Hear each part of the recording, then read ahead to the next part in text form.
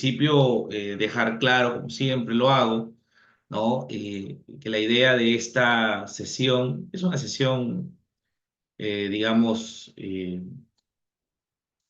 objetiva en cuanto a las formas de conclusión del proceso en el marco de la nueva ley procesal del trabajo. Me hace recordar cómo es que hoy por hoy se vienen desarrollando estas figuras, estas herramientas procesales que también pues uno las pone en práctica en su diario trajinar profesional, en el ejercicio del litigio, en el ejercicio de la profesión, uno va empapándose de algunas herramientas, de algunos instrumentos que las leyes sustantivas o procesales ofrecen. Bueno, el día de hoy vamos a conversar, vamos a tocar las formas especiales de conclusión del proceso según la normativa vigente. Obviamente me refiero a la nueva ley procesal del trabajo. Para eso debemos echar mano de lo que está recogido en el artículo 30 de la nueva ley procesal del trabajo, la 29497. En estas sesiones, entiendo que ustedes han ido desarrollando una temática variada, de diversos ámbitos, de diversas perspectivas, de lo que vienen a ser las herramientas procesales, sobre todo en materia laboral. Bueno, sepan ustedes que a lo largo de los procesos judiciales en materia laboral se pueden presentar una serie de situaciones particulares que tienen que ver con las formas en las que un proceso judicial puede culminar, que no precisamente es con la sentencia. Claro que lo ideal, lo propio, lo diría yo hasta necesario, es que sea propiamente con un fallo, con una sentencia, y que esta sentencia sea pues claramente una de fondo, una que tenga que ver con el pronunciamiento de fondo. Eso para mí es importante porque eh, si hablamos de sentencia, claramente hablamos de la herramienta formal y más valiosa a través de la cual todo proceso judicial debería concluir, o al menos en su primera instancia. Claro que esto puede ser impugnado, ya sabemos, a una eventual segunda instancia ante la sala superior, y ni qué decir de repente si llega hasta la Corte Suprema. Pero el proceso laboral, en el marco de la nueva ley, ha previsto otra serie de formas para que un proceso laboral pueda concluir. Entre ellas tenemos pues la conciliación, el allanamiento, el reconocimiento de la demanda, la transacción, el desistimiento y por supuesto también el abandono. Recuerden que esto está reconocido en el artículo 30 de la nueva ley procesal del trabajo. ¿Ok? Pero no solamente hay ese tipo de fórmulas para concluir un proceso que no sea a través de una sentencia. También tenemos a el supuesto en donde ambas partes del proceso inasisten por segunda vez a cualquiera de las audiencias programadas en primera instancia. Si las dos partes no van a la audiencia de conciliación en la primera convocatoria y tampoco lo hacen en la segunda ocasión que se tiene para concurrir tras una reprogramación, el proceso judicial puede ser declarado concluido. Por eso es importante que tengamos en cuenta como abogados que la no concurrencia a la audiencia podría generar el archivo, la conclusión del proceso, si se está de manera inactiva por más de o en una segunda ocasión. Si la audiencia de conciliación se programó para hoy, supongamos que estamos lunes, 16 de diciembre, suele ser o puede ser que esta sea reprogramada si es que no concurren para la posterioridad. Si una de las partes pide la reprogramación, ¿ok? O el juez lo hace de oficio, la segunda fecha ya es obligatoria la asistencia. Porque ¿qué sucede si no va la parte interesada? ¿Qué pasa si la parte interesada o ambas partes no concurren al proceso? Pues el juez puede declarar la conclusión del proceso por inasistencia de ambas partes. La conciliación y la transacción también son dos formas de conclusión especial del proceso y tienen con particularidad que se pueden dar incluso dentro del proceso judicial. Los que litigamos y conocemos cómo se desenvuelve el proceso, sobre todo el proceso ordinario laboral en nuestro país, sabemos que hay una audiencia de conciliación y una audiencia de juzgamiento. ¿Qué sucede si yo no voy a la audiencia de conciliación? Se llevará a cabo con las personas que estén presentes. Si ninguno va, se reprograma y si en esa segunda ocasión tampoco nadie va, el expediente se archiva. Pero ¿qué tal si durante el proceso se está tramitando con total normalidad, convocan audiencia de conciliación y ambas partes concurren? Ambas partes están presentes. ¿Qué sucede ahí? Bueno, cabe la posibilidad de que inicie un proceso de negociación y tal vez un proceso de acuerdo conciliatorio. Es común, en honor a la verdad, hoy por hoy ya no tanto.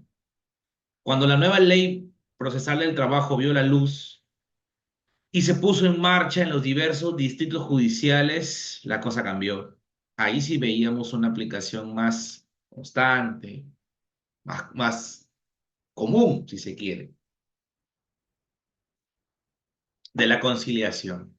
Digamos que los primeros casos sí veía bastante concurrencia conciliatoria. Hoy por hoy ya no tanto, lo cual refleja alguna situación a veces de descuido, tal vez de ineficacia de la conciliación en el nuevo modelo procesal laboral. Claro, está clarísimo que la intención de la nueva ley es que esto sea lo más proactivo posible, que las partes pudieran culminar los procesos de manera consensuada, darle la oportunidad a que el juez dé por concluido un proceso, no por una sentencia que tomaría probablemente mucho tiempo e incluso un largo camino por delante, sino más bien lo que buscaría es qué cosa, que las partes previa coordinación, previo acuerdo, previa reunión, pudieran acordar la culminación del proceso con aceptación de sus propuestas y contrapropuestas, por supuesto.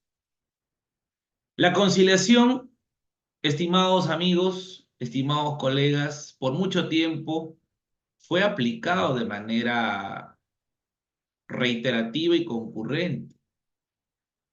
Muchos procesos concluyeron mientras la conciliación fue una herramienta muy eficaz hasta que nos ganó nuevamente el impulso del litigio, el impulso por el pleito, el impulso por mantener la discusión y debate a nivel judicial, que volvió a perder su valor y eficacia.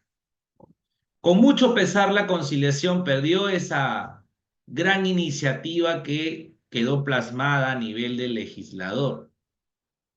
Esto es, claramente, solucionar los conflictos de manera consensuada. Pese a que la nueva ley procesal del trabajo hoy por hoy tiene una audiencia de conciliación que le permitiría a las partes llegar a un acuerdo, a una solución, a poner punto final al proceso, lamentablemente esa audiencia, y tengo que decir, suele ser una mera formalidad. Hoy por hoy, de 100 casos, tan solo conciliarán 8, 9, quizás 10. Estamos hablando de un porcentaje muy bajo. Entonces, por ahí algunos colegas coinciden conmigo en que todo parece indicar que la conciliación no es, pues, ya una herramienta efectiva. Y eso de que tengamos un proceso bajo los estándares de la audiencia de conciliación y luego esperar otro tiempo para tener una audiencia y juzgamiento, que al menos en Lima está a 8 o 9 meses de distancia entre audiencia y audiencia, me parece que es un despropósito. Tranquilamente podríamos seguir el mismo modelo del proceso abreviado laboral, unificar la audiencia de conciliación y que éste se lleve a cabo con mayor fluidez, con mayor rapidez. La conciliación, estimados amigos, fue en su momento una herramienta importantísima. Lamentablemente hoy por hoy ya ha perdido ese valor. Ahora muchos me preguntan, ¿y qué podemos hacer para devolverle la eficacia, el valor a la conciliación? Lamentablemente no se puede hacer mucho. Lamentablemente es muy poco lo que se puede hacer. La conciliación y la transacción pueden concurrir entre el proceso. Acabamos de decir que en el caso de la conciliación es una de las audiencias en el proceso ordinario, en el proceso abreviado es una etapa obligatoria que se debe seguir. La transacción también es una forma de conclusión del proceso, aunque ésta signifique un acuerdo que mayormente se hace a nivel extrajudicial. Se legalizan las firmas ante el notario y se le presenta al juez para que éste haga un control de disponibilidad frente al acuerdo arribado o a la propuesta de acuerdo al que arriben las partes. Y aquí viene algo sumamente interesante, porque algunos creen que la conciliación solo se puede arribar en la etapa de la audiencia conciliatoria o de la audiencia, ¿no? Única en el caso del proceso abreviado. Y no hay nada más alejado que eso de la verdad, porque la propia normativa ha concluido que la conciliación se puede dar en cualquiera sea el estado en el que se encuentre el proceso, en cualquiera. En cualquier estado en el que nos encontremos, se le tiene que reconocer el derecho a poder conciliar a las partes. Ha pasado de que hay una intención de conciliar cuando el proceso ya está sentenciado en primera instancia, es objeto de apelación y en sala las partes comunican a los jueces superiores la intención de conciliar. Eso es perfectamente válido. Y el proceso ya concluiría por un acuerdo conciliatorio y no tanto por una decisión de fondo a nivel de segunda instancia. Sí, se puede hacer. E incluso, se los comento, en algunos casos, sobre todo hace mucho tiempo, se determinó que hubieron uno que otro caso, quizás no muy recurrente, pero hubieron casos en donde se concluyó el proceso por conciliación, incluso en la Corte Suprema de la República, vía casación. Y ahí viene ya todo un tema y un debate, porque la parte demandada, que es mayormente la que es renuente a conciliar, se da cuenta que las sentencias le son sumamente desfavorables y que su recurso casatorio se va a caer o no va a tener mayor efecto sobre lo decidido. Entonces, ¿qué hace? Concilia. Pero claramente la conciliación es en base, en función a lo que está establecido en el acuerdo, pero también observando lo resuelto por el juez de primera instancia o por la sala superior en segunda instancia. Si tú fueras el demandante y te dices que, mira, queremos conciliar, te quiero pagar lo que el juez está ordenando, pero me exoneras del pago de los costos, de las liquidaciones, de intereses y demás. Entonces la parte demandada tiene que escoger en cierta manera un espacio de preferencia entre eso, ¿no? Entre negociar su monto, un monto bajo, un monto que quizás le conlleva no tener que pagar intereses legales, a no tener que pagar unos otros conceptos que pueden ser objeto de negociación y solamente quedarse con lo que ha sido materia de demanda. Entonces las cosas van cambiando, van siendo más objetivas, bien posicionadas, porque el demandante también tiene que ver el análisis costo-beneficio. ¿Cuánto tiempo voy a esperar hasta que termine el proceso? Me está ofreciendo el pago de lo que tengo, pero en armadas. ¿Ok? Porque si no lo hace en ese momento, el juez no guarda el pago en armadas, el juez guarda el pago total, íntegro. Entonces aprovecha el momento para negociar.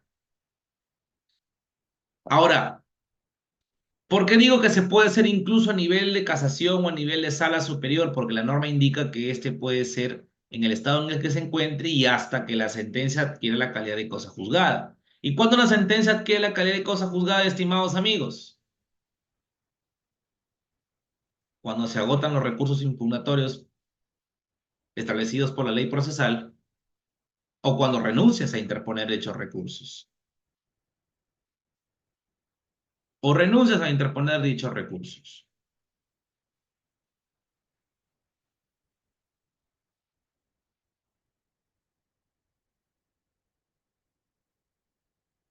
Entonces, ahí viene ya un poco la discusión y el debate mismo, ¿no? La sentencia con la calidad de cosa juzgada recién será cuando se agoten todos los recursos o se renuncie a interponerlos. En el segundo de los casos nunca pasa o muy pocas veces pasa. Tú agotas todos los recursos que te otorga la ley procesal, por supuesto. La conciliación es una herramienta válida, se puede poner en práctica, al igual que la transacción, que es un acuerdo fuera del espacio extrajudicial o del espacio judicial y que luego es incorporado al seno del proceso judicial para que sea evaluado y aprobado por un juez.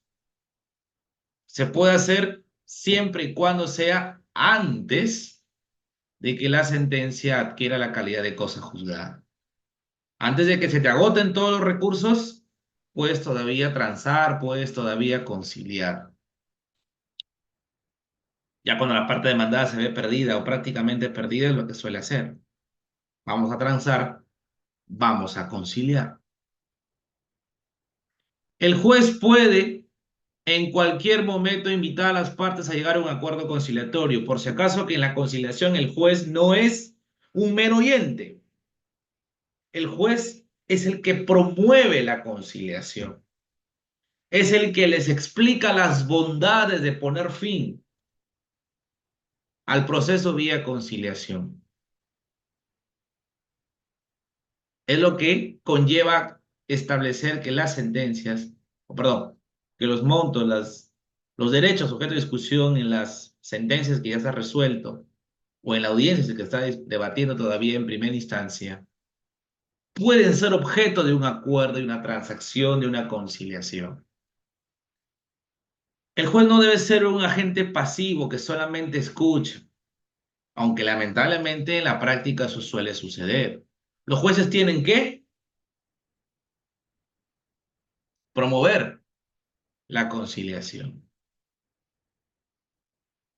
tienen que solicitar una fórmula que le convenga a ambas partes. Esa es la idea de la conciliación, ¿no? Entonces, hay esa alternativa. Recuerden que lo que tiene que hacer el juez es promover la conciliación, explicar, motivar a que los interesados, las partes, traten al menos de hacer una oferta y una contraoferta. Esa es la idea de la conciliación. Ese es el objetivo real de la conciliación, valga verdad. Esos jueces oyentes, esos jueces que no promueven la conciliación son realmente alguien que desmejora la idea, desmejora el sentir, desmejora el objetivo real de la conciliación. Y eso pasa en todas las materias, no solamente en el ámbito laboral. Aquellos que hemos hecho el curso de conciliación particular, es lo primero que nos dicen, ¿no? Ustedes que van a ser conciliadores tienen que promover, incentivar, motivar la conciliación. Pero no pueden imponer. No le puedes amenazar al demandado o al demandante, "Mira, si no concilias te va a pasar esto". No, sobre todo porque la conciliación no es, digamos, el momento del diálogo, del intento de cobertura, ¿no? Es cuando no se graba en audio y video. De ahí todo es grabado. Toda la audiencia es grabada. Solamente el momento en que demandante y demandado de aceptar al menos conversar, se suspende la grabación del audio y del video. De ahí se les da un espacio de reserva, un espacio de, eh, digamos, de interacción en privado. Entonces es importante que tengamos en cuenta esto, porque lamentablemente la conciliación hoy por hoy ya no está surtiendo los efectos que se quisieron. Son efectos más bien que llevan a retrasar el proceso, que llevan a alargar su valor y eficacia.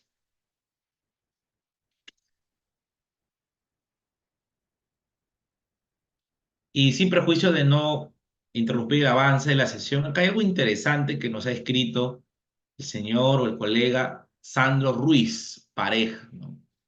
Él dice, ¿qué pasa si llega a una conciliación? Bueno, en principio eso es de felicitar, porque hubo un acuerdo. Pero esta no se cumple, dice Sandro. ¿Tendría que irme a la vía civil a ejecutar esa acta de conciliación? Esa es la primera inquietud que él transmite. Y luego dice, porque se entiende que si se llega a una conclusión del proceso vía conciliación, no habría pronunciamiento de fondo, dice Sandro. No es tanto así, estimado amigo, estimado colega, si fuera el caso, porque eh, el artículo 57 de la nueva ley procesal del trabajo, tú lo puedes ver en el artículo 57 de la nueva ley procesal laboral, en el inciso B, señala que es un título ejecutivo las actas de conciliación judicial. O sea, ahí está reconocido como un acto que puede ser materia de ejecución en un nuevo proceso que se llamaría proceso de ejecución o proceso único de ejecución. No vas a la vía civil, estimado Sandro. Si te refieres al proceso de ejecución, tendrías que irte al proceso de ejecución en el marco de la nueva ley procesal del trabajo y por lo tanto el competente sería el juez laboral y sería el mismo juez que dictó la sentencia o que dictó el acta o que validó el acta de la conciliación previa, la que tú me dices que no se cumplió. Está en el artículo 57 y en el artículo 58. 57b y 58 de la nueva ley procesal del trabajo. Sin embargo, aquí quiero ser bastante objetivo en esto que voy a comentar, estimado Sandro, y para todos ustedes. ¿Por qué iniciar un nuevo proceso judicial? ¿Por qué cargarle un proceso más al Estado, al Poder Judicial? ¿Por qué cargarle un expediente más de los miles que ya tiene el PJ en nuestro país? ¿Por qué? No, que si no se cumple, ¿cómo lo hago validar? En el mismo proceso. En el mismo proceso que se emitió el acta, tú le puedes exigir al juez que validó esa conciliación que tome los apercibimientos para que se haga efectiva el acta, para que se haga efectivo el acuerdo establecido en el acta. Mayormente esos apercibimientos empiezan con multas compulsivas y progresivas y terminan con eventuales embargos. Si es una entidad privada, de frente puedes iniciar con los embargos. No hay que agotar nada. En el caso de las entidades públicas, sí, la cosa es más difícil porque son bienes públicos. Ahí la situación se agrava un tanto más. ¿Correcto? Entonces es importante que lo tengamos presente, estimados amigos, para que no haya dudas.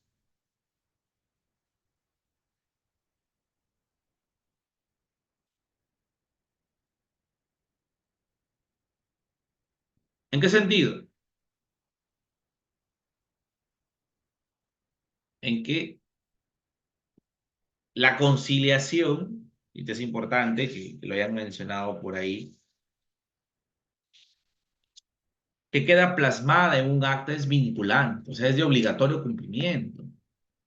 Si no, imagínense, pues, cada vez que alguien concilia, pues simplemente es una mera formalidad y nadie dice ni hace nada. Sin embargo, es cierto la preocupación de Sandro, y me ha tocado ver casos en donde ya tienes el acta y nadie dice nada. Se pactó pago en cuotas, imaginemos. El pago en dos cuotas. Y a la hora y la hora, no hay cumplimiento.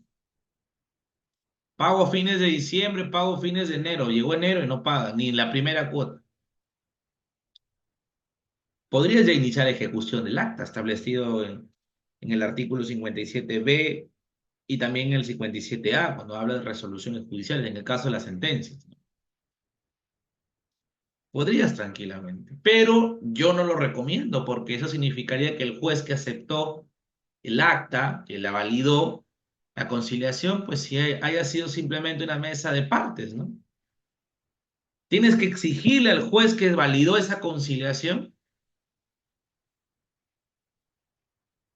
a que garantice su cumplimiento efectivo. Te puedes empezar con una multa y si no, embargos. En el peor de los casos, denuncia penal por desobediencia o resistencia a la autoridad. Porque si vas al proceso de ejecución va a ser lo mismo. La única diferencia es que ahí no vas a ir por multas, vas a ir de frente a pedir el pago o a embargar el pago. Pero no varía en nada porque es el mismo juez el que conoce el proceso. Es el mismo criterio. ¿Se dan cuenta? Entonces, ahí estamos hablando de una situación ya, digamos, en particular, pero sí he conocido jueces que reciben procesos de ejecución de sus propias sentencias o de sus propias actas de conciliación y le dicen, ¿sabes qué? Pido que se ejecute, que se cumpla con tal o cual acta. ¿Listo? Lo vamos a someter a cumplimiento. Sí he visto ese tipo de requerimientos.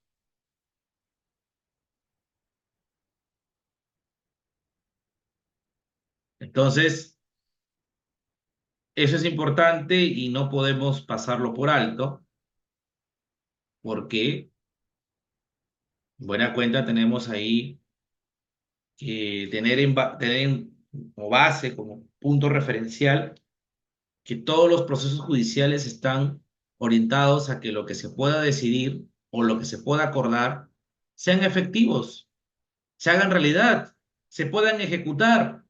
Por algo se llama tutela jurisdiccional efectiva. Tutela que no es efectiva no es tutela, estimados amigos, estimados colegas.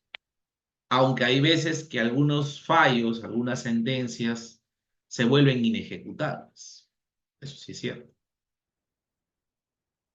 Son casos excepcionales, pero hay. Yo no me imagino lo perjudicial que será tener un pronunciamiento que no sea efectivo. Imagínense. Es una cachetada a la labor jurisdiccional, como diríamos coloquialmente. Es como decir, no me interesa lo que tú resuelves, me río ante ti, juez. A pesar que el artículo 139, inciso 2, a pesar de la Constitución, a pesar de que el artículo 4 de la nueva ley, perdón, de la ley orgánica del Poder Judicial indica que todo lo que se resuelva por los jueces es de estricto y obligatorio cumplimiento. Hay que cumplir. Entonces, eso es más o menos lo que quería acotar en función a la inquietud que por ahí nos trasladó el amigo Sandro Ruiz.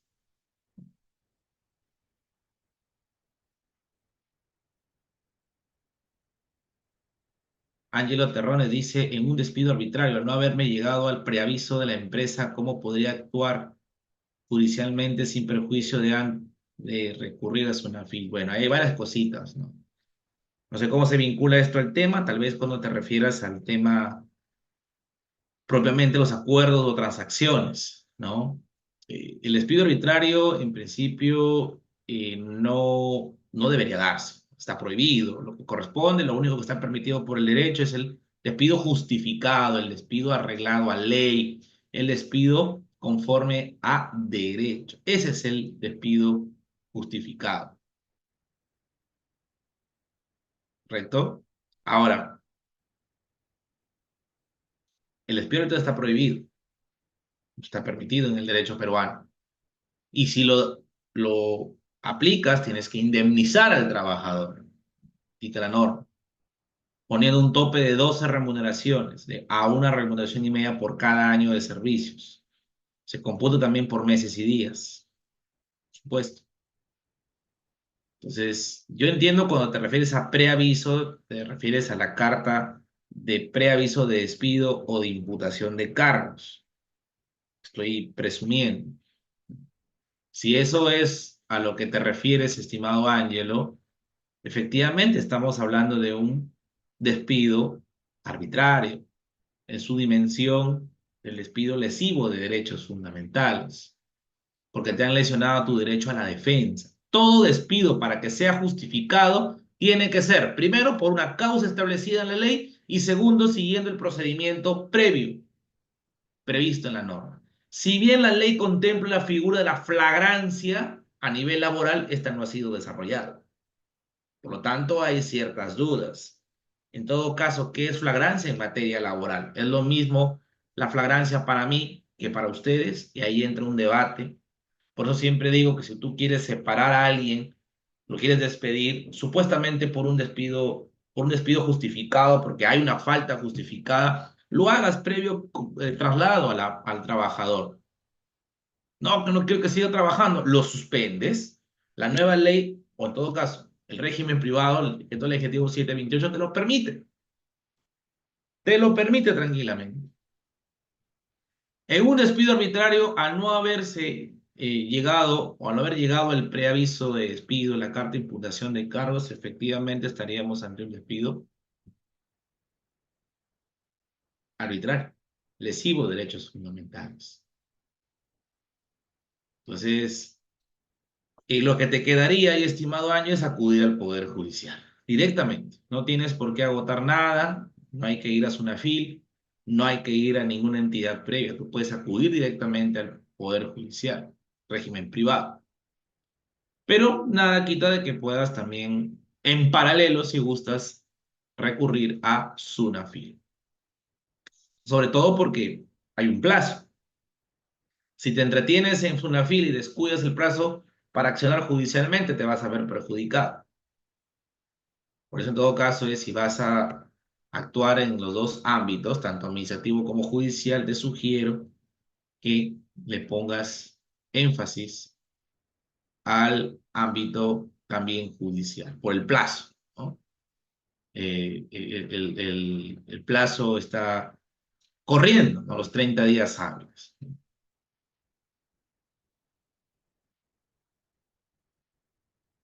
Ajá, César Giovanni pregunta algo también bastante interesante. Voy a ir matizando preguntitas, espero que sean propiamente del tema, por favor, para no excedernos y continuamos con la segunda parte o continuamos con la diapositiva.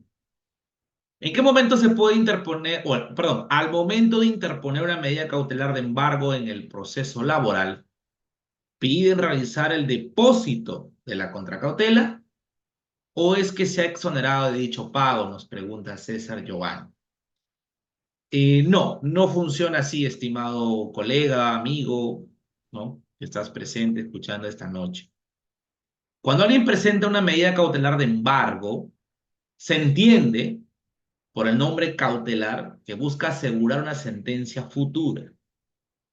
Ojo que hay que saber diferenciar medida cautelar de medida de ejecución, no es lo mismo. A pesar de que tienen el mismo objetivo y la misma naturaleza, la medida cautelar de embargo, en forma de, no sé, por retención o en forma de inscripción, para que se conceda como cautelar tiene que ser mientras el proceso aún no ha sido sentenciado.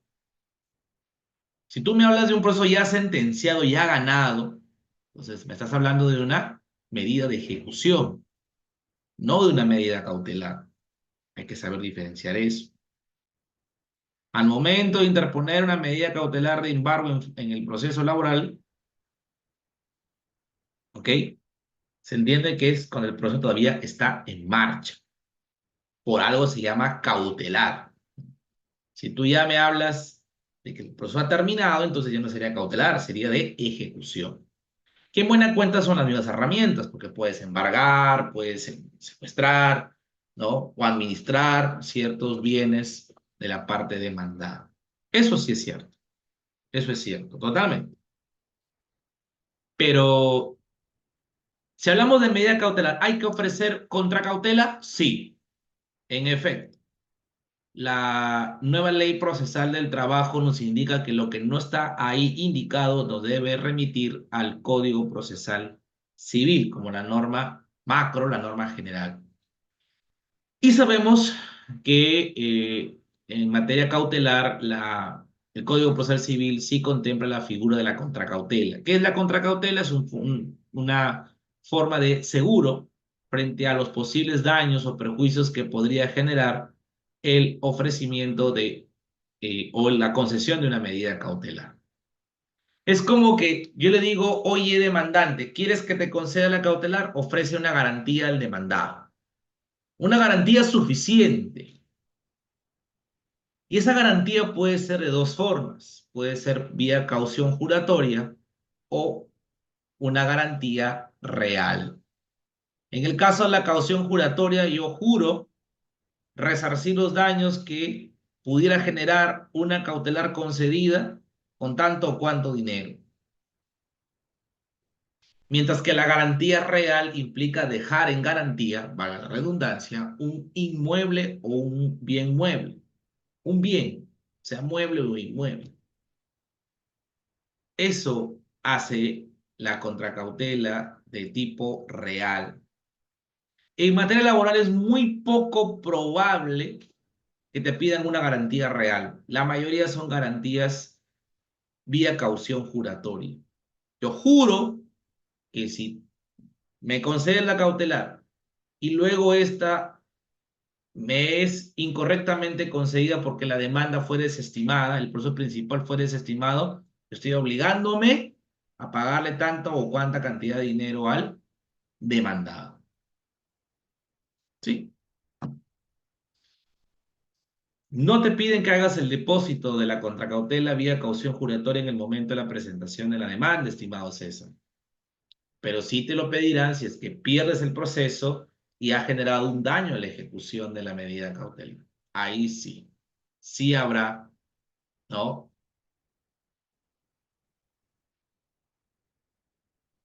Que pagar la contracautela. Digamos que al inicio en la presentación de toda medida cautelar se está exonerado de la contracautela. Claro. Pero ¿cuándo ya te van a pedir que la hagas efectiva? Si pierdes el proceso y le has generado un daño a la parte demandada. Entonces ahí sí vas a tener que pagar, abonarle esos 2.000, 3.000, 4.000 soles que hayan sido concedidos. ¿Ok? No llegó la carta de preaviso, dice Ángelo Torres. Ah, me imaginaba. Solo me llegó la carta de despido. Por exceso de descanso médico y no le he justificado, dice Ángelo. Uy. Ahí ya tienes una posibilidad de acceder judicialmente y dependiendo de tu pretensión, si quieres ser repuesto o quieres ser indemnizado. Lo que es cierto es que en ambos casos, sea reposición o sea indemnización, el plazo es el mismo. 30 días hábiles contados a partir del día siguiente de culminada la relación laboral de manera definitiva. Si se dio, por ejemplo, hoy, lunes 16 de diciembre, entonces comienza a correr los 30 días a partir de mañana, 17 en adelante. Son 30 días hábiles. No cuentan sábados, domingos, ni feriados. Ni feriados nacionales, ni feriados decretados por el gobierno. ¿Ok? Así que por ahí hay buenas noticias en el sentido que aún puedes accionar de repente, Ángel, si es que te encuentras dentro de ese periodo. Bien, regresando un poco a lo que estábamos conversando acerca de la conciliación. La conciliación es una forma de llegar a un acuerdo pacífico, un acuerdo en buenos términos, donde las partes no terminen por, digamos, faltarse el respeto, insultarse y demás. Está prohibido, claramente. En cualquier momento se le puede dar la oportunidad a las partes a que concilien. Y el juez, al promover la conciliación, no está promoviendo un prejuzgamiento.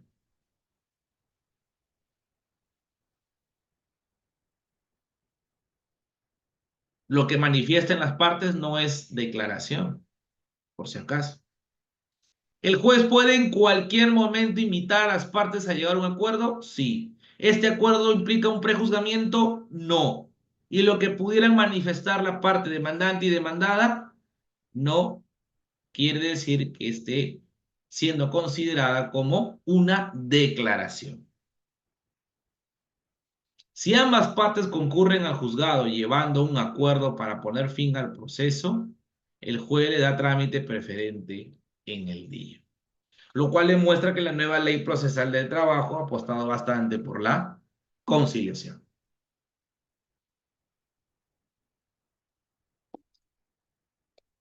Seguimos.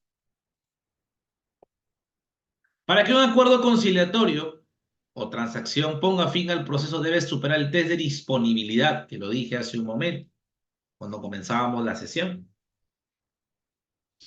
No es que, bueno, uno de ustedes y yo nos pusimos de acuerdo, hemos firmado el acta y hasta, señor juez, de por culminar el proceso. No. Ahí el juez laboral hace una especie de juez de garantía. Es el juez que tendrá que evaluar una serie de criterios. Ese acuerdo debe tener de por medio, ¿qué cosa? Debe ser por derechos nacidos de una norma dispositiva, disponiendo el juez, verificar que no afecte derechos indisponibles. Debe ser adoptado por el titular del derecho, obviamente, principal interesado.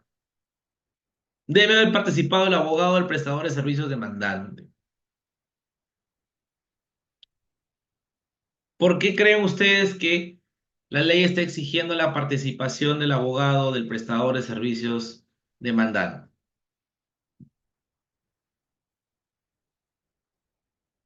Creo que todos vamos a coincidir es que es una forma de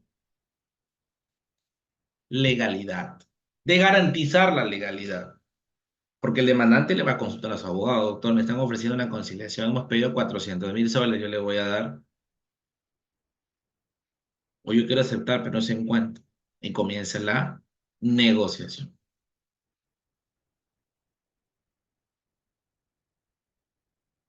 Justamente por eso se le pide la intervención al abogado defensor.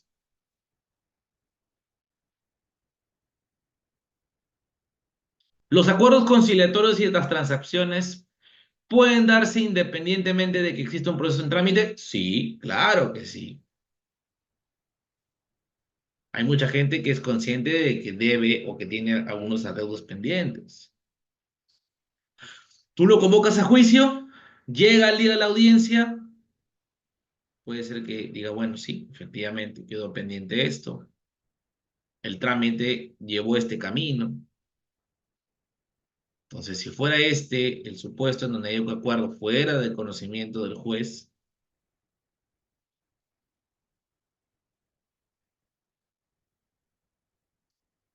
imagínense ustedes,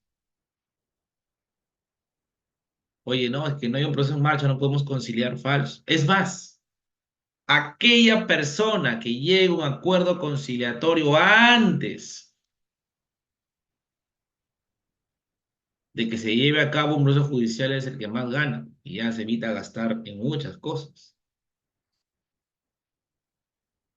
Pero si decides ir al proceso judicial, ok, este acuerdo que se dé de existir ya un proceso, requieren ser homologados para su cumplimiento, ¿sí? Requieren ser homologados.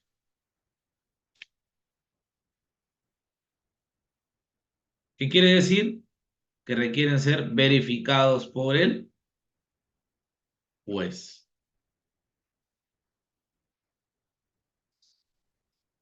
No, no pasa nada, todo bien, no hay problemas. No, los acuerdos conciliatorios o de transacción tienen que ser previamente analizados y homologados por un juez laboral. Ahora,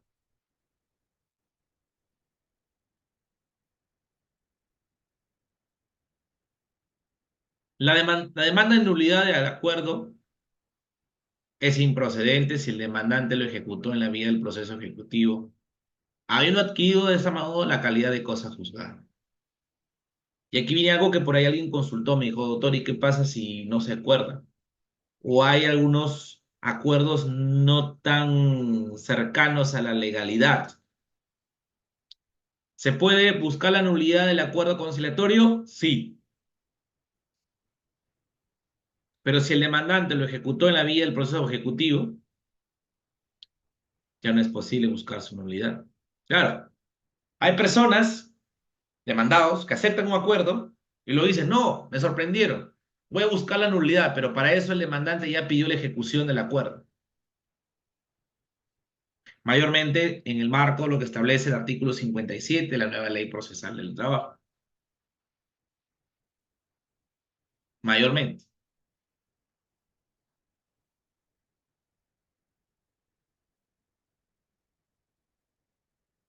Entonces, ahí viene ya una cuestión de análisis y debate totalmente abierto a los criterios y puntos de vista. Ahí es quien, si el demandante pide la ejecución por incumplimiento, pero el demandado se adelanta y presenta una ejecución, esa demanda es improcedente, la de nulidad del acuerdo conciliatorio o de transacción. Y hay un tema interesante. No, me sorprendieron, yo no sé. O la gestión de representación de una empresa saliente respecto de una entrante. No, que yo no sé qué hizo mi antecesor. No debió aceptar ningún acuerdo conciliatorio. Voy a buscar la nulidad del acuerdo que llevó el representante anterior. Si el demandante ya pidió la ejecución, ya no se puede hacer nada. Tema interesante.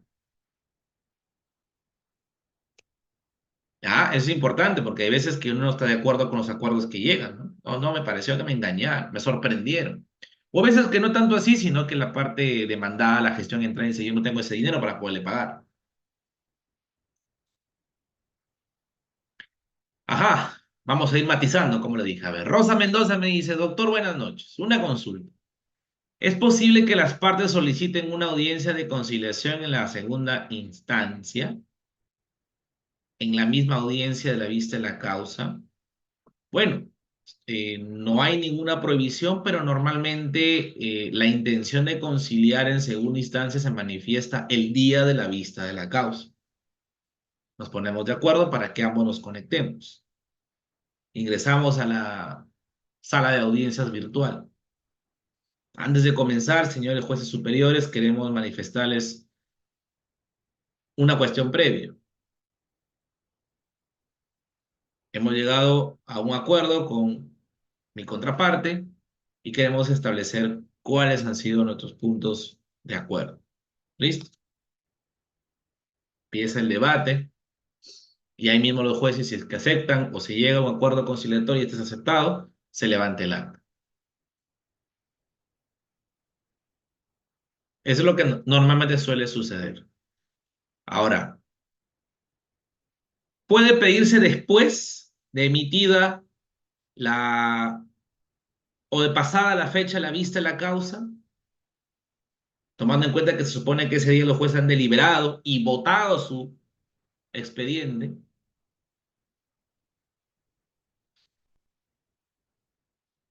¿Se entiende que sí? Que ponerle en conocimiento formal a la sala. ¿Saben qué, señores jueces? Hemos llegado a este acuerdo, por favor, tomarlo en cuenta. Pero no suele pasar eso. Mayormente es el día de la audiencia. Dice Ángel, a pesar que tengo un año trabajando, ¿cuánto me corresponde? No, eh, bueno, ahí habría que hacer un cálculo, Ángelo. No, no tengo ese dato en este momento. Víctor Vizcarra dice, ¿qué puede pasar si los días puedo faltar al trabajo por enfermedad y qué sucede? ¿Y qué puede suceder? ¿Qué puede pasar si los días puedo faltar al trabajo? No, no me queda un poco claro, pero entiendo que la pregunta de Víctor es si se puede faltar por alguna enfermedad o por alguna situación de salud. ¿Qué sucede? Bueno, tienen que pagártelos esos días de descanso. La ley indica que los primeros 20 días los paga el empleador. A partir del día 21 en adelante se hace una gestión para que recibas el subsidio por incapacidad. Los días que faltes por tema de salud, los 20 primeros, son pagados por el empleador. Hay una figura de suspensión imperfecta del contrato de trabajo. Si esto ya excede, ya se hace a través de otro trámite que está a cargo del Estado, de salud, para ser más específico, ¿no? Luis Granda dice, si quiero anular un acuerdo conciliatorio, ¿este puede prescribir a través del tiempo? Ajá, muy buena pregunta, estimado Luis. Bueno, la ley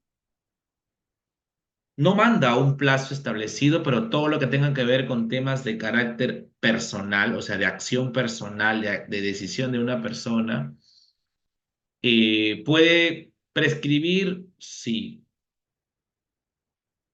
El plazo que establece el Código Civil para la prescripción son 10 años para la acción eh, prescriptora para acciones personales. 10 años. Bien, eso es importante tomar en cuenta, ¿no? Si prescribe, yo sí considero que sí, eso sería, como le digo, usando el plazo máximo de 10 años. ¿Qué tiempo tengo para presentar el descanso médico en mi trabajo? Apenas te repongas o dependiendo de lo que establezca tu entidad en su reglamento interno de trabajo. O sea, ya dependerá de la gestión interna de la empresa. De haber un reglamento y en este reglamento tiene que indicarse cuánto tiempo. Normalmente es apenas se puede reincorporar después del hecho que le ha permitido o le ha conllevado a estar lejos, alejado del ámbito laboral. Mario dice, Dios, Lo bendiga. Gracias, Mario Escalante. Una consulta. Dentro de mi proceso por despido arbitrario sucedido el 3 de enero del año 2023, ya está por culminar el 2024. Pero en el mes de agosto pedí que se incluya daños por motivo de salud y no me lo reconocieron por motivos que lo he presentado después de tiempo, ya que me dio un infarto y me dicen en la resolución que tengo fecha de despido, pero no tengo fecha de reposición para mi indemnización, ya que está notificado la entidad que me despidió porque la resolución le dice que me responda. Bueno, no me queda muy claro, la pregunta es un tanto enredado, pero a ver, voy a tratar de interpretar. Hubo un despido arbitrario, Marco ha demandado ante el Poder Judicial, durante el proceso incluyó o trató de incluir daños por motivo de salud, pero no se lo han reconocido.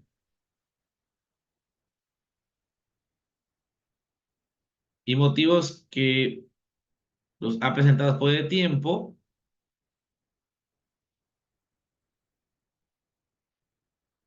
Bueno, entiendo que lo que has querido es acumular pretensiones y eso normalmente no se da.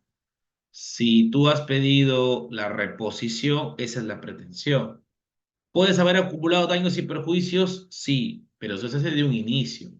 Durante el proceso también se puede, pero es más complicado. Por eso dicen, termino este proceso y me enrumbo por uno nuevo.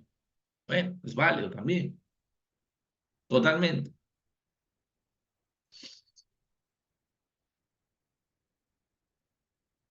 Entonces, y me dicen en la resolución que tengo fecha de despido, pero no tengo fecha de reposición. Probablemente es porque hay una indemnización que ha sido rechazada y que solamente se está tramitando vía judicial la reposición. Probablemente tendrías que iniciar un nuevo proceso judicial para pedir el pago de la indemnización por daños y perjuicios. Bien, entonces eso como una cuestión, a ver, tratando de interpretar. José dice, los descansos médicos se presentan los originales, se puede presentar copias o es exigente los originales. Se entiende que debe ser los originales. ¿Ya? Eso a tu empleador también para que le dé fiabilidad y confianza de lo que estás solicitando. Constanza dice, doctor, buenas noches. ¿Qué posibilidades de reposición laboral en el año 2002? Agoté todas las instancias, estoy en una demanda de amparo. Actualmente, ¿qué posibilidades tengo de ganar reposición e indemnización? ¿2002 o 2022, Constanza? Porque han pasado 22 años. Dudo que un amparo dure tanto tiempo. Es muy... Ah, iniciaste en el 2022. Bueno, ¿y cuáles son las instancias que has agotado? Porque el amparo es muy simple, es demanda, contestación de demanda, bueno, demanda, contestación de demanda con audiencia y sentencia. Primera instancia. Dependiendo cómo salga, apelas a una segunda instancia y eventualmente si es que pierdes en las dos instancias o pierdes en segunda instancia, te puedes ir en agravio constitucional al Tribunal Constitucional, ¿no? Entonces, para, digamos, tener, es que ese es el problema a veces cuando me preguntan casos, pero sin información suficiente. Yo trabajo en función a lo que ustedes me indican, pero no es objetivo porque no tengo ninguna documentación a la mano. Pero obviamente, si tú has iniciado un proceso de reposición, ¿no?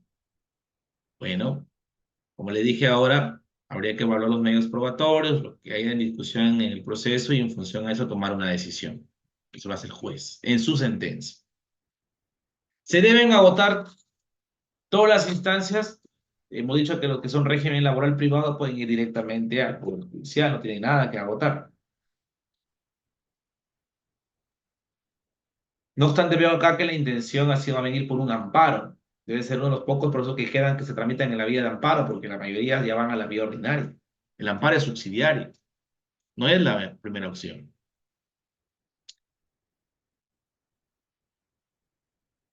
Ah, un proceso contencioso administrativo. Entonces tú eres una servidora pública.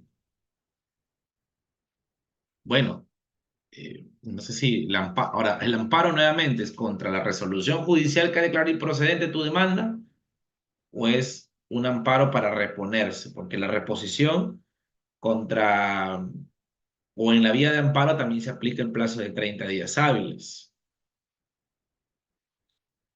Si perdiste o te despidieron, tienes 30 días para demandar vía amparo. Yo, según lo que entiendo, es que tú estás intentando presentar un amparo contra resolución judicial, que también son 30 días hábiles. Eso es lo que todo parece indicar. Mayer dice, doctor, buenas noches. Si un trabajador labora sin planilla durante 2 meses y medio, ¿puede el empleador despedir por una falta? Claro que sí, estimado Mayer. Claro que sí.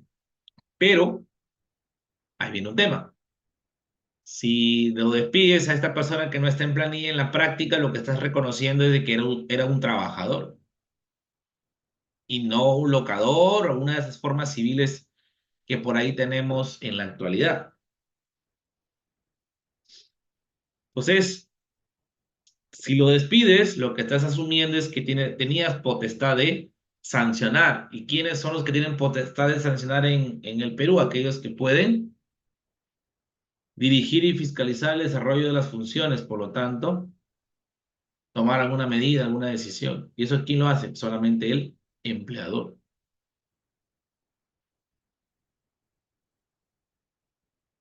El empleador. Claro que si discutes eso, te van a decir, oye, pero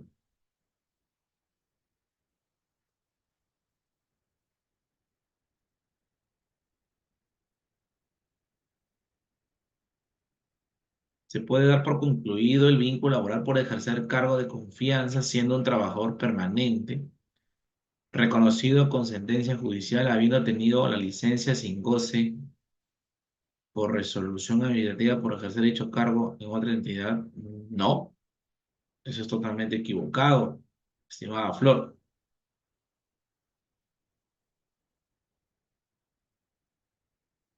Estoy desocupado de un cargo de confianza, no quiere decir no es algo malo, por el contrario, implica un desarrollo y un crecimiento profesional, así que no tiene nada que ver, no hay ningún problema por ese lado, totalmente válido. Si eres un trabajador permanente y te promovieron a ocupar un cargo de confianza, al retornar o al perder la confianza, retornas a tu puesto y se acabó, no pasa nada.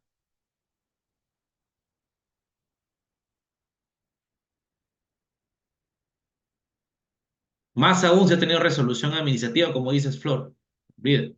Tienes cómo respaldarte. Bien, entonces seguimos ahora matizando. Otra de las formas de conclusión del proceso es el abandono y se produce cuando pasan 4 meses sin que se realice acto que lo impulse. Si pasan 4 meses y no hay un entendimiento, no hay nada, todo quedó estatizado, ha quedado estático, perdón, ha quedado sin movimiento, sin ningún tipo de impulso, y transcurren 4 meses sin que haya nada por ninguno de los dos, de las dos partes, se puede declarar el abandono, por supuesto. El abandono se puede declarar a instancia de oficio o a pedido de parte en materia civil. En materia laboral encontramos una diferencia. Solo se puede declarar a pedido de parte o por un tercero legitimado. Hay una gran diferencia.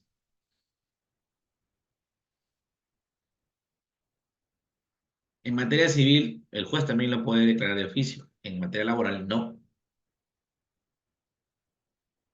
Solo se puede declarar el abandono cuando una de las partes se lo pida o un tercero legitimado. Ahí sí. Y también debe declararlo en una segunda oportunidad que se solicite, salvo que en la primera vez el demandante no se haya opuesto al abandono o no haya absuelto el traslado conferido.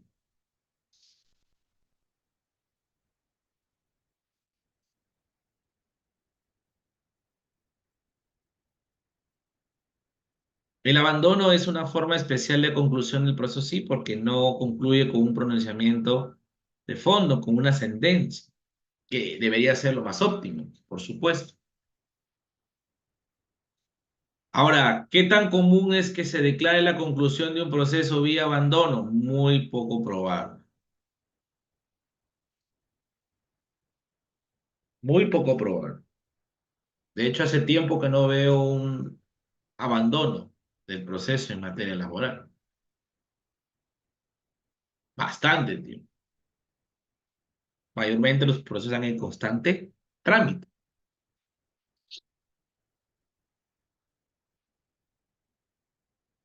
Hay interés, presentan escritos, continuaciones, exigencias, presencia, impulso por parte del juzgado, el órgano jurisdiccional que tiene a su conocimiento el proceso.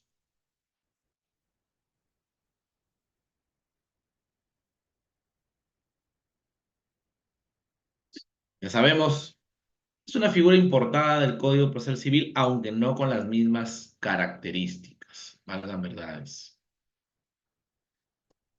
Ahora, acá hay algo interesante. ¿Qué es el allanamiento? El allanamiento es otra forma de conclusión del proceso. ¿Qué viene a ser? Un reconocimiento de los hechos y las pretensiones solicitadas por la contraparte, demandada, básicamente. Te demandan y dices sí, acepto, digamos en sentido amplio, ¿no? Todo lo que me está pidiendo es cierto. Eso se encamina el pedido del allanamiento. Me allano, acepto que los pedidos, las pretensiones, los hechos son ciertos. ¿Hay allanamientos en materia laboral? Sí, varios, aunque no lo crean. Sobre todo en temas estos de las liquidaciones de cobranza de las AFPs. Se demanda considerablemente ante el Poder Judicial, ante los juzgados de paz letrado, el cumplimiento y pago de ese concepto.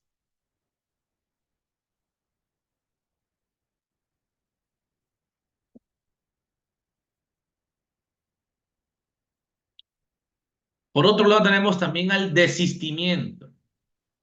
Estoy seguro que han escuchado del desistimiento en algún momento. Figura controversial. Hay dos tipos de desistimiento, el desistimiento de la pretensión y el desistimiento del proceso. En el caso del desistimiento del proceso o de un acto procesal también, ¿qué quiere decir? Me desisto, acepto y reconozco que no debe continuar el proceso. Manifiesto mi intención de ya no continuar litigando. Cuando presentas el desistimiento del proceso y la demanda aún no ha sido admitida, no necesitas la conformidad de tu contraparte.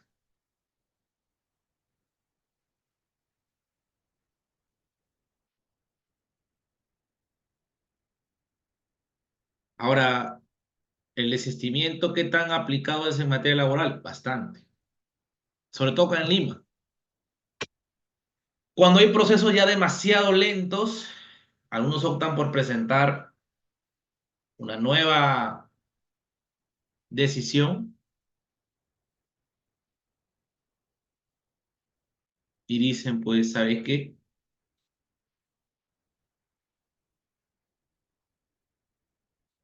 Voy a desistir. Ya no quiero continuar con el proceso. Si en el caso es el desistimiento del proceso y como aún no ha sido notificada, aún no ha sido admitida la demanda, cabe tranquilamente la aceptación de este derecho.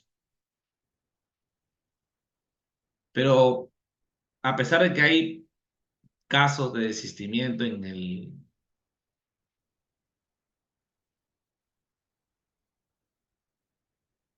los juzgados laborales, creo que a nivel nacional eh, no es tan común, no es tan recurrente que digamos. El desistimiento es así.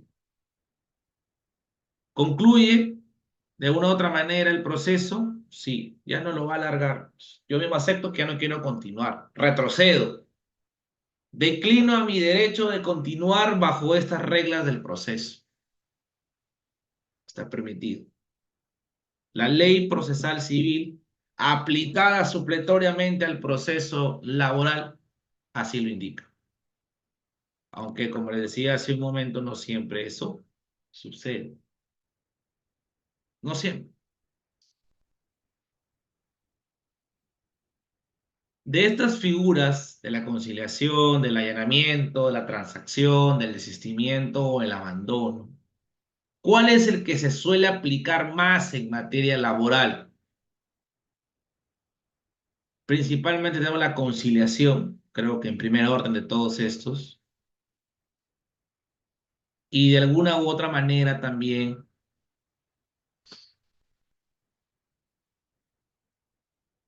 el allanamiento. Pero esto básicamente en temas, como le decía, de competencia del juzgado de paletrado, lo que son liquidaciones de cobranzas, las AFP.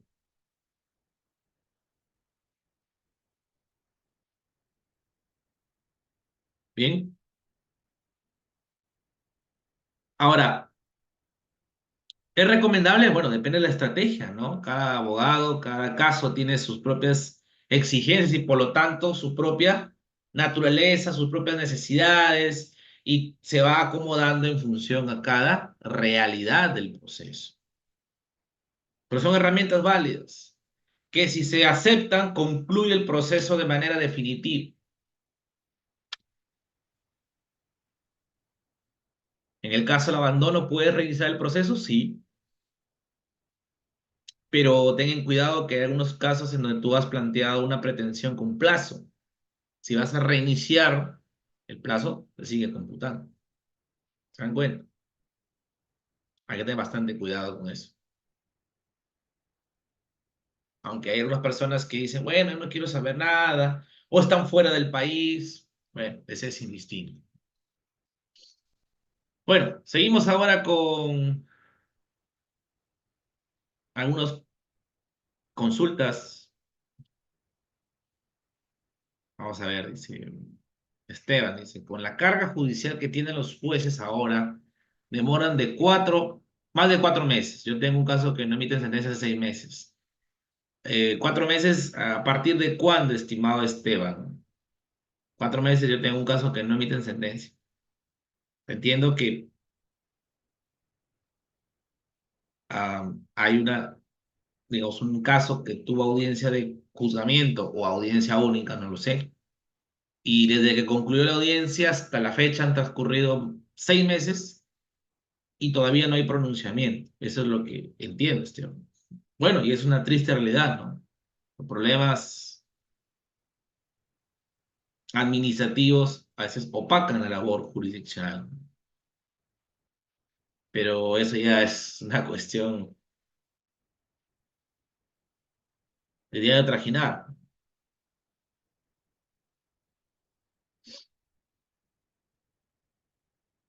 Flor dice, disculpe, el sustento de las resoluciones judiciales de improcedencia es que no me corresponde licencia por no ser nombrada. Sustento con lo cual la entidad dejó sin efecto de resolución de permanencia.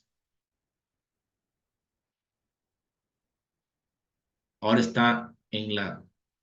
Ok. Eh, es posible, Flor.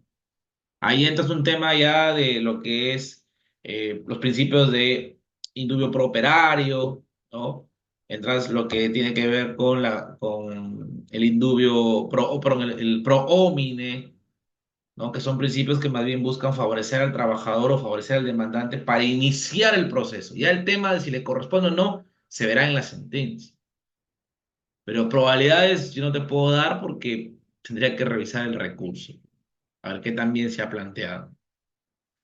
La alumna o la doctora Diana Wong dice, las relaciones laborales después de un juicio,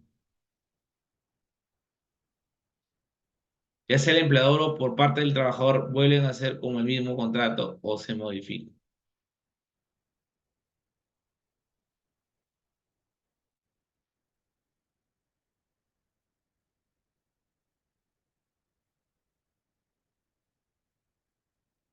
Surge efecto una conciliación si esta es ingresada después que el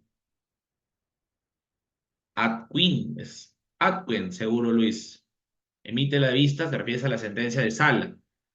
Surge efecto una conciliación si esta es ingresada después de que el Adquin emitió la vista, entiendo que es la sentencia de vista.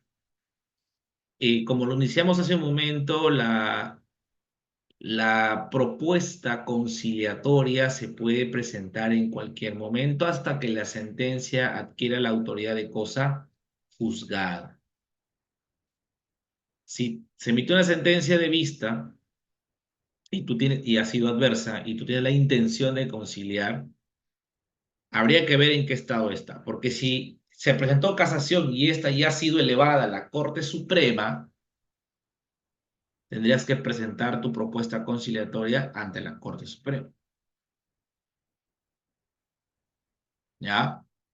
Es importante eso también a tener en cuenta. De hecho, en Internet hay varios videos donde se han tomado conciliaciones en la Corte Suprema.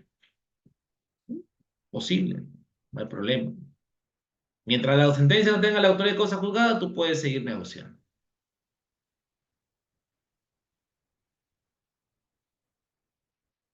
Las relaciones laborales después de un juicio, ya sea en trabajador o empleador, vuelven a ser con el mismo contrato o se modifican. Depende de lo que establezca el juez, estimada Diana. Normalmente el juez que dice en las mismas condiciones que tenía hasta el momento del despido o en otras de igual o similar jerarquía o nivel profesional.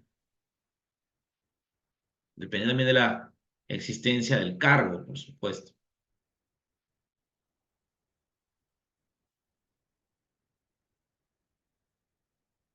Bueno, son las cuestiones que por aquí he ido respondiendo y que me han ido dejando en el chat los colegas o amigos de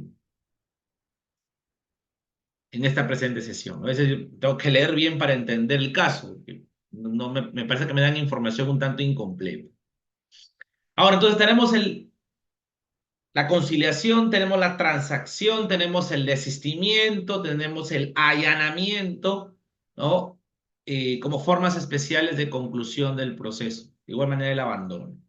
Les decía que lo más común de todos ellos es la conciliación, a pesar de que hay un gran índice de ausencia en materia conciliatoria. Pero si hay ustedes por ahí alguna propuesta, dependiendo de la herramienta que quieran aplicar, solicitan ante los órganos jurisdiccionales competentes, y por supuesto. ¿Ya? Ahora, ¿cómo se suelen tramitar? Bueno, la conciliación normalmente se hace en la audiencia de conciliación, si es que es un proceso ordinario, o en la etapa de conciliación, si es un proceso abreviado, de una sola audiencia, audiencia única. Apenas el juez consulta o levanta la mano, sí, doctor, hemos llegado a un acuerdo o tengo intención de conciliar. Listo, apaga todo, audio y video, le doy un espacio para que puedan conversar, que puedan dialogar. Se tiene un pedido ya hecho en la demanda, se tiene una situación económica de la empresa o el empleador y se trata de llegar a un acuerdo.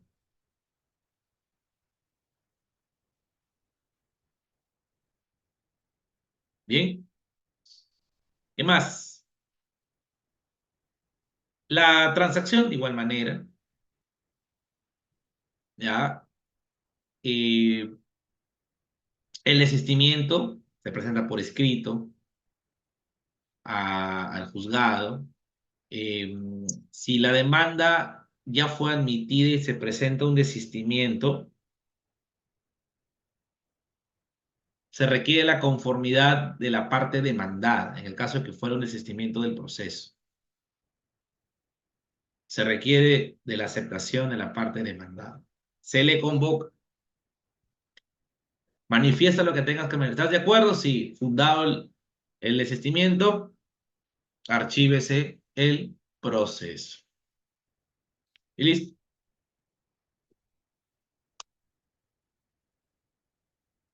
¿Ok? El abandono, de igual manera, se tiene que pedir formalmente por escrito a la sede del juzgado. En el caso del desistimiento me estaba olvidando. Si alguien lo presenta, se corre traslado para que exponga lo que tenga que exponer. Si el demandado no expone nada o se opone al desistimiento, el juez tendría que resolver. ¿A favor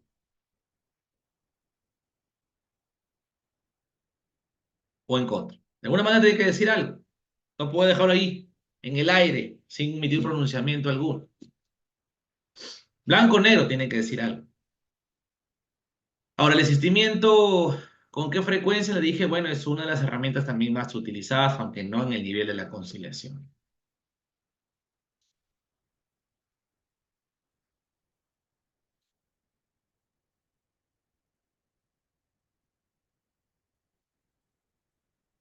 Y si lleva un acuerdo, me está olvidando, conciliatorio, eh,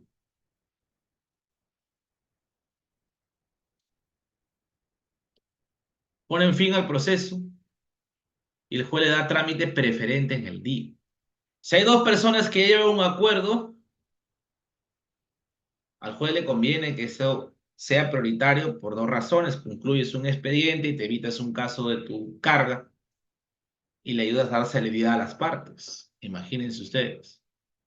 Estamos hablando de beneficios considerables, por supuesto, sobre todo en el factor tiempo. Bien, bueno, el acuerdo tiene que pasar por el test de disponibilidad.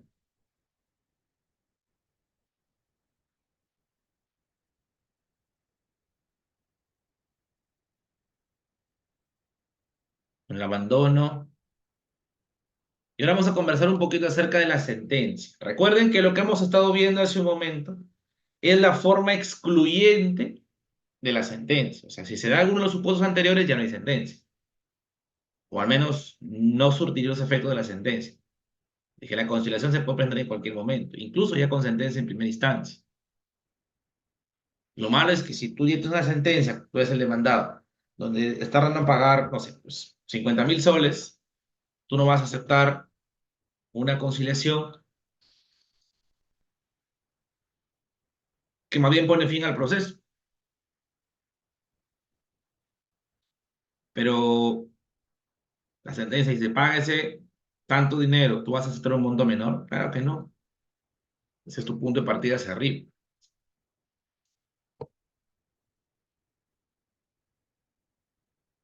Ahora, la sentencia, ¿qué debe tener?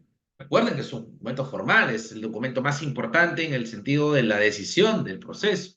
Pues obviamente los fundamentos de hecho y de derecho esenciales para motivar, explicar, argumentar su decisión adoptada por el juez.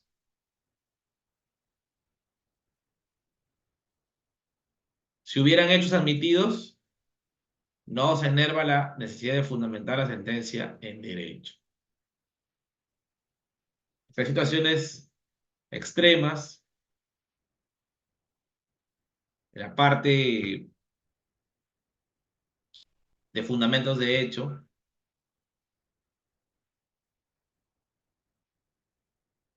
hay que ver también si es que se han dado algún tipo de existencia de hechos admitidos. Por más que hayan hechos admitidos,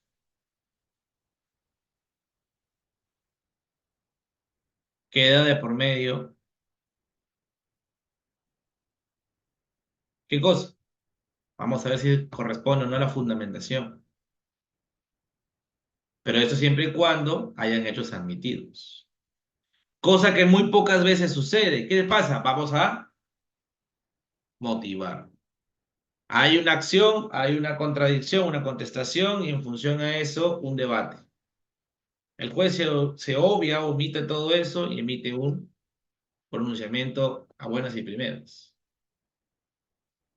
En cualquier pronunciamiento, los temas son de hecho y de derecho.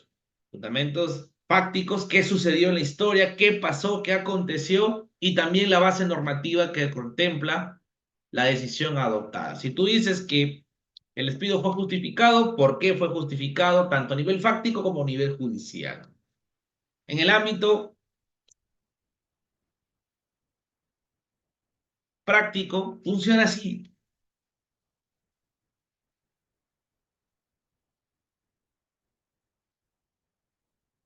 La sentencia se pronuncia sobre todas las articulaciones o medios de defensa propuestos por las partes y sobre la demanda.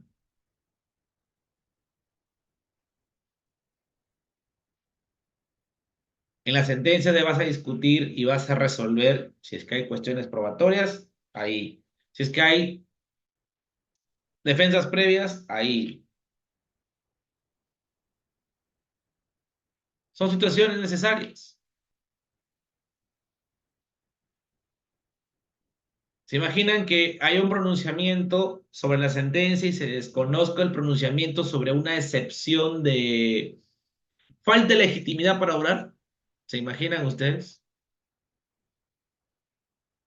La sentencia debe resolver todo. Y eso pasa porque ya con la nueva ley se ha eliminado la etapa de saneamiento procesal. Ahí donde justamente se aclaraba todo para dejar encaminado al juez y pueda dictar una sentencia. ¿Se imaginan que el juez diga fundar la demanda, pero previamente omitió emitir un pronunciamiento por una excepción de caducidad? Suele pasar. De caducidad, que eso mataría todo el proceso. Al ser una cuestión de forma, exige un pronunciamiento prioritario. Claro, vamos a darle prioridad. Antes de resolver el fondo, fundada o infundada la demanda, voy a resolver la excepción, fundada o infundada. Si es infundada, emites pronunciamiento sobre la sentencia. Si es fundada, tienes que anular todo lo que se avanzó y ordenar el archivo del proceso.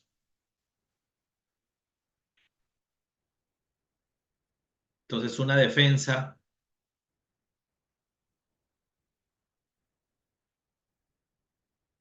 debe contener también los derechos reconocidos.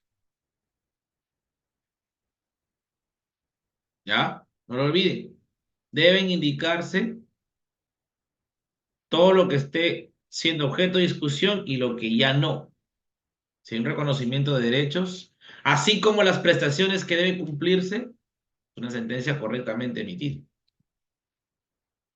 Si la prestación ordenada es la de dar una suma de dinero,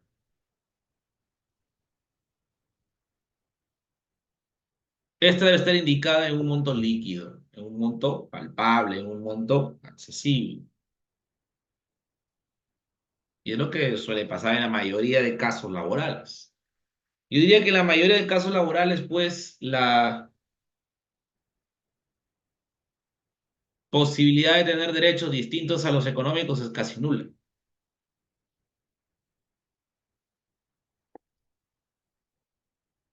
Debe estar liquidada ahí en la sentencia, en la parte, pues, considerando la liquidación y en el fallo, el monto a pagar total, el global. Aunque puede separarlo, ¿no? Por esto tanto, por esto tanto, por esto otro tanto. Lo cual en suma hace un total de tanto, que es lo que luego le ordenan a pagar a la parte demandada. Como pueden ver, estimados amigos, la sentencia tiene principalmente fundamentos de hecho y de derecho. Si ha habido una aceptación de ciertos temas, estos deben ser admitidos para hacer un análisis y con eso ver qué tanto se puede aplicar para la decisión. De hecho, digamos, eso es una práctica bastante común.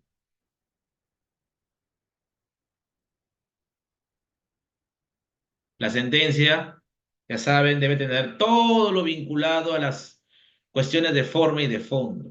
Excepciones, tachas, defensas previas, cuestiones probatorias. Y luego de eso, la sentencia. La sentencia. ¿Ya? El juez puede disponer el pago de sumas mayores a las demandadas si aparece error en el cálculo de derechos demandados o error en la invocación de normas aplicables. Esto se llama facultad ultra petita, no extra petita. ¿Los jueces pueden disponer el pago de un monto mayor al pedido? Sí pueden.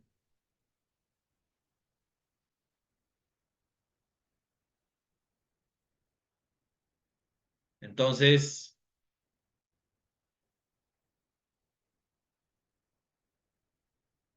¿por qué es importante que tengamos en cuenta esto, estimados amigos? Porque hay veces que, y nos ha pasado, hacemos mal el cálculo. Dice, ¿qué? Te vamos a pagar 30.000 soles. Yo digo, bueno, 30.000. Pero cuando se hace el análisis más minorizado, más detallado, advertimos que las cosas pueden cambiar a veces.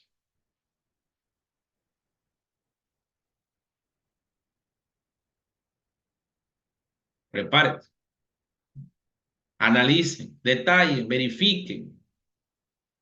Ustedes son los jueces. O le pueden pedir al juez, señor juez, me equivoqué en su momento, pero ahora usted, bajo la facultad ultrapetita que tiene, deme el monto que realmente me corresponde. Y un monto bajo, no el monto real.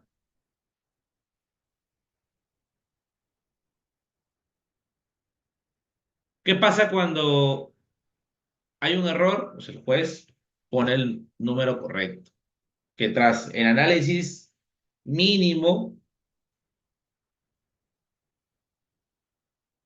es que se dan todas estas cosas.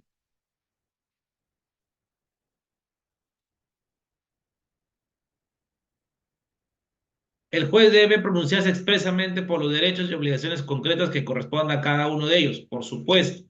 Tanto demandante como demandante tienes que decir qué hacer, si es que es un caso que así lo medita. Hay casos que no. Hay casos que no. Entonces, ¿qué se suele hacer ahí? Cuestionamientos, impugnaciones y demás.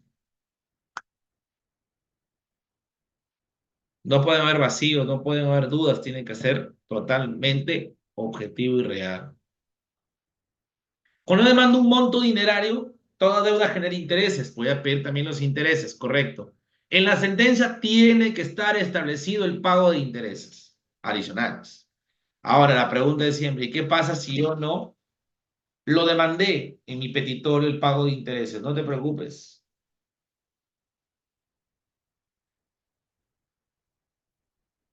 De paso, las costas y los costos que no requieren ser demandados.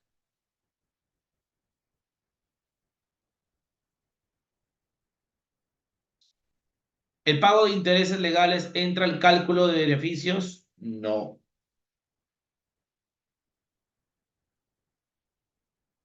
¿Ya?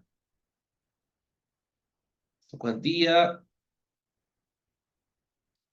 o modo de liquidación es expreso, es de expreso pronunciamiento en la sentencia. Imagínense que yo he puesto en discusión un proceso judicial de pago de beneficios sociales. ¿Será posible de que la parte o que el juez me diga el monto a pagar, pero no me indique cómo llegó ese monto? No. Y los que vemos temas laborales, el mismo, la misma recomendación de siempre, ¿no? Tengan cuidado al momento de la presentación de sus documentos, de sus cálculos, revisen bien.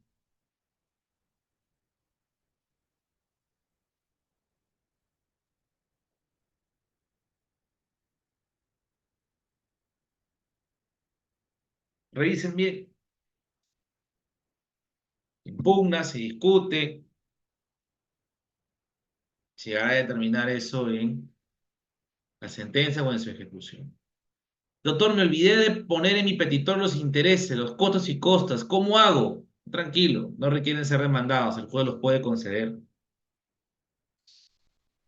Los puede conceder sin ningún tipo de problema.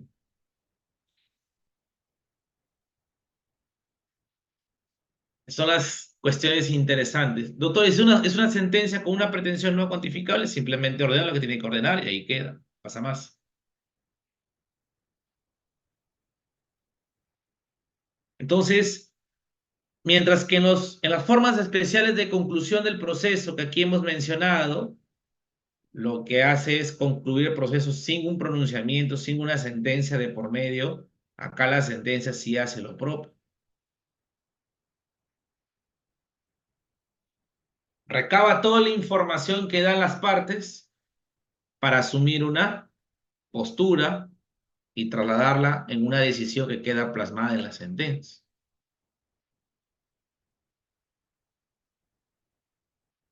Bien, a ver,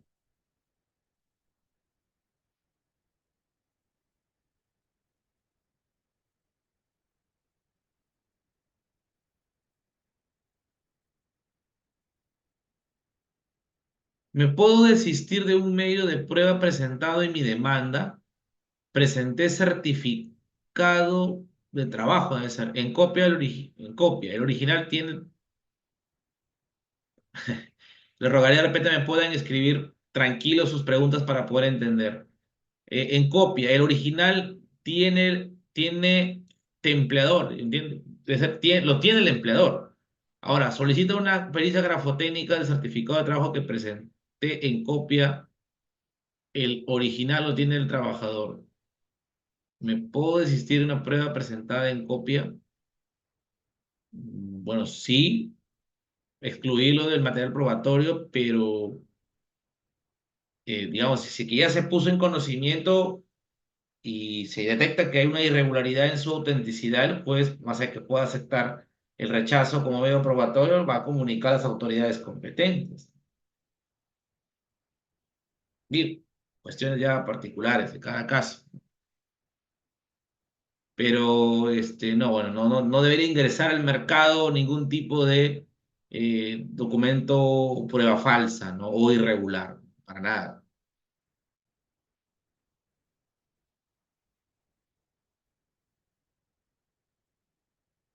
Roberto dice, corrección, dice el certificado, el original del certificado de trabajo debe ser presente como prueba, lo tiene el empleador. Bueno, habría que pedirle la devolución, estimado Roberto.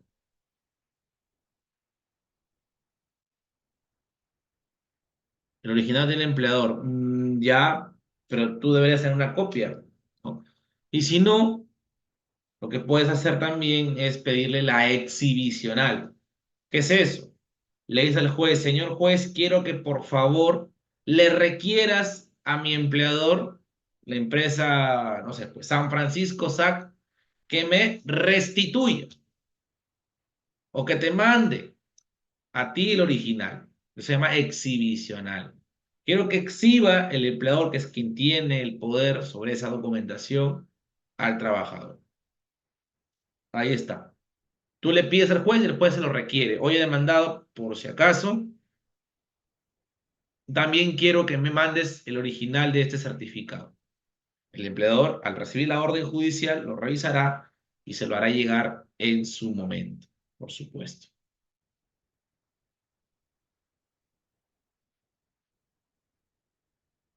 Bien, bueno, creo que esa es la última inquietud que me han escrito acá por el chat. Aquí hay uno más.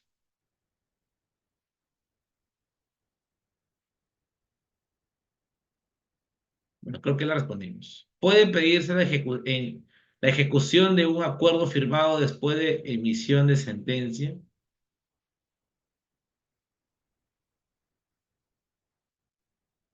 Eh, bueno, sí, lo hemos mencionado en su momento, estimado Luis, ¿no? Puede ser como título ejecutivo, está reconocido en el artículo 57 y siguientes de la nueva ley procesal del trabajo. Para ese tipo de casos no hay ninguna cuestión de por medio. Y por supuesto que suele pasar con mucha frecuencia. Regularidad en los documentos, ciertas dudas en cuanto a la aplicación oportuna de los documentos. etcétera, etcétera. Recuerden que lo que no tengas lo debe tener el empleador, y si es así, y tú no te puedes agenciar de esa información, el empleador sí. Respecto al certificado de trabajo, ¿el juez lo puede solicitar de oficio? La copia, sí, claro que puede. El juez está totalmente habilitado de solicitar una copia del certificado de trabajo. Totalmente.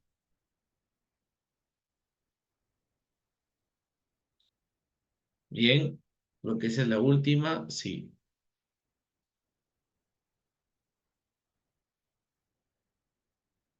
ya, creo que eso es en cuanto a las preguntas.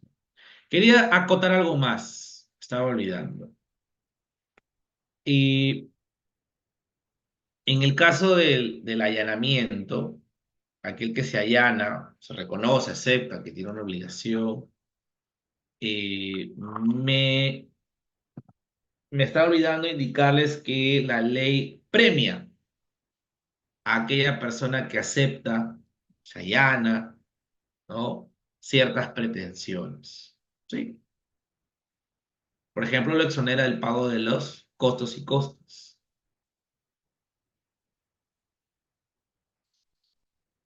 Tú te allanas, tú aceptas, acordamos, dejamos constancia de la misma, ya evitamos que se siga acumulando todo tipo de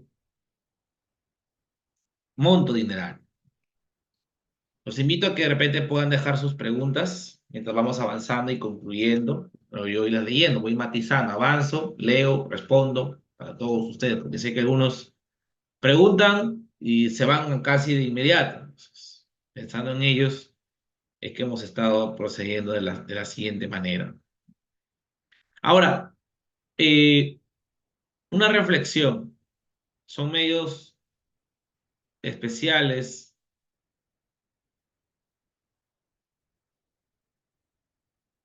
para poder concluir el proceso efectivos, es que eso va a depender de cada caso. También del lugar en el que se encuentre, porque no es lo mismo la justicia en Chiclayo que en Lima. Los criterios pueden ser diferentes, pueden disipar, perdón, discrepar. Y es válido. Finalmente estamos eso. En el mundo del derecho no hay nada absoluto.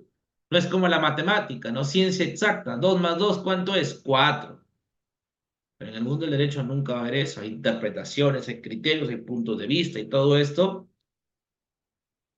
dentro del proceso laboral.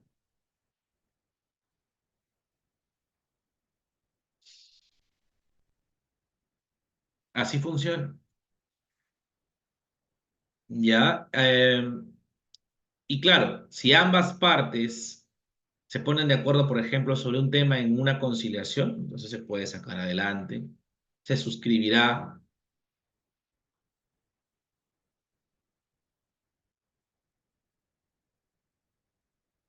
El juez puede en cualquier momento invitar a las partes a llegar a un acuerdo conciliatorio. Claro que sí. No hay prejuzgamiento y por lo tanto, lo que las partes establezcan en sus respectivas declaraciones o aceptaciones. Bien, para ir concluyendo,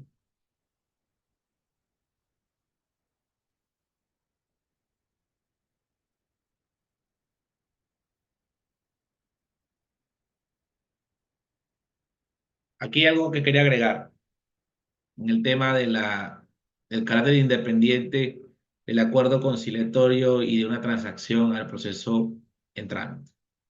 Bueno, ahí en principio hay una cuestión importante que debemos valorar. Si hay un proceso en trámite, tienes una idea de cómo negociar y qué negociar, porque eso surge propiamente del acuerdo que se llegue, que se haya arribado.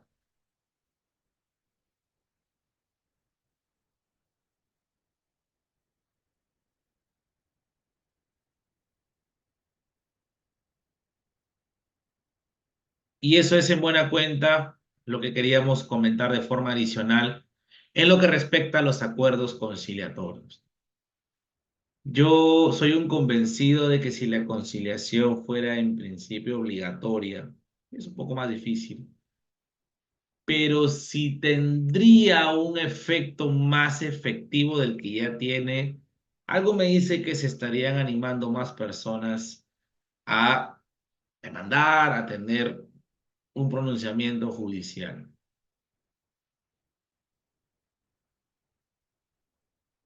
Bien, bueno, estimados amigos, a ver, vamos a ir resolviendo unas preguntitas más que me han dejado por acá, ¿no? Dice, ok, Reader, gracias. Dice, doctor, buenas noches. Una pregunta, si estoy debiendo una pensión por alimento, dice, pero los hijos ya son mayores de edad, me siguen cobrando intereses, debe ser. Y si me exigen que pague todo lo que puede, todo o se puede conciliar ambas partes. Bueno, eso no sé qué tendría que ver con el tema que estamos tocando hoy, porque la conciliación que hemos abordado es en el marco de la nueva ley procesal del trabajo, pero ya que se opina y siendo esto un tema, creo yo, de casi cultura general de cualquier abogado, pues te diré que las pensiones alimenticias sí son conciliables. De hecho, hay centros de conciliación que así lo permiten. Te aconsejo que acudas a uno de ellos o incluso ante el propio juez que ha conocido el proceso, plantearle una alternativa de pago, si no tienes todo el monto que te está, bueno, requiriendo pagar por el tiempo transcurrido, por supuesto. Y claramente esto va enfocado a que, digamos, el tema de las pensiones alimenticias no es un derecho pensando en la mamá, sino en el menor o en los menores que así lo requieran, por supuesto. Entonces, haciendo un resumen y ya para concluir, como me están pidiendo por acá, recordemos las formas especiales de conclusión del proceso. Podemos conciliar, podemos transar, podemos desistirnos, podemos allanarnos, ¿no? Y podemos buscar en la declaración del abandono. Todas estas figuras están permitidas en la nueva ley procesal del trabajo. Todas. Su desarrollo dentro del propio articulado del artículo 30 y también en lo que indica el Código Procesal Civil. Ahí se hace una aplicación propia de lo que reconoce la normativa procesal, ¿no? Que es supletorio, que es general. Respecto al certificado de trabajo, ¿el juez lo puede solicitar de oficio? No, es una pretensión. Tendría que ser objeto de pedido expreso por parte del demandante, como parte interesada. Es una pretensión. El juez no lo puede ordenar de oficio, porque sería extra petita, y eso sí está prohibido. La figura del ultra petita solo es para temas de carácter económico, cuantificado. Bien, y por último me dice, tengo un contrato de honorarios, vengo laborando 8 años. ¿Se puede considerar una desnaturalización? El contrato, honorarios por un indeterminado, me dieron oficina, computadora, hojas BON, útiles, iba lunes, martes, miércoles, más de 4 horas. Ese contrato muy probablemente esté desnaturalizado, estimado Roberto. Estoy casi seguro que está desnaturalizado. Y por lo tanto, sí podrías tener una fórmula de contratación indeterminada y ni qué decir de repente de tus beneficios laborales que te corresponden por ser de carácter irrenunciable. Ya en materia laboral siempre hay muchas cosas que ver. Lamentablemente nuestra informalidad es bastante alta. El Perú está muy olvidado en esas materias y no estamos haciendo, digamos, nada o casi nada en ese ámbito. Y sí es preocupante porque genera todas estas dificultades. 8 años como honorarios, mi sorpresa pasa por la cantidad de tiempo que se está ahí mencionando, ¿no? Es mucho tiempo, en realidad. Yo hacía ya bastantes años que no escuchaba un contrato de locación con tanta antigüedad, eh, con tantos años. Bueno, agradecer a Audiápolis